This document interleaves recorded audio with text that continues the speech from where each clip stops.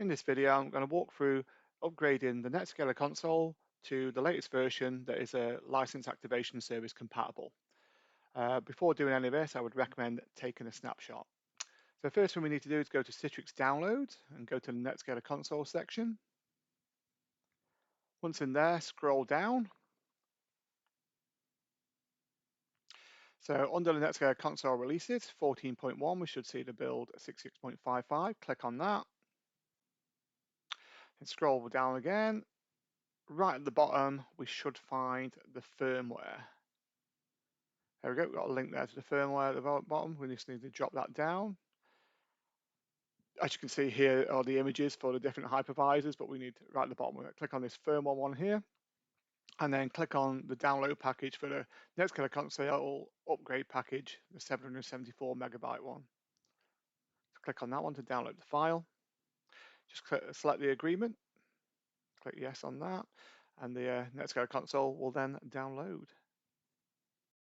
So now that's downloaded, we need to log into the NetScaler Console. We then click on the cog to go into settings.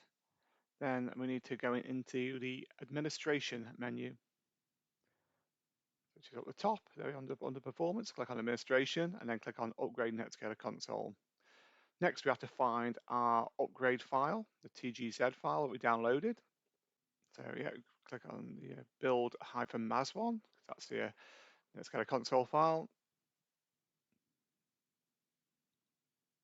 That'll then upload to the NetScaler console appliance.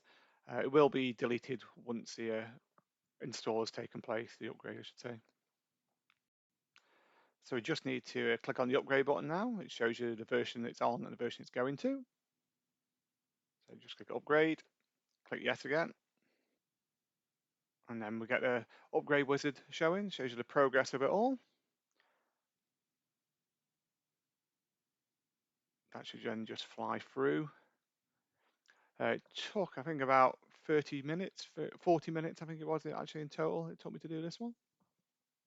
You see on the time remaining what it goes down to on there. Yeah, it did hang around on the migrate configuration around 94% for quite a while. I thought it was frozen at one point, but it did complete. And then we got this window asking, saying it upgraded and to log in again. So click the login again button. When it comes up, there's a view upgrade progress, and it still is actually doing a database upgrade.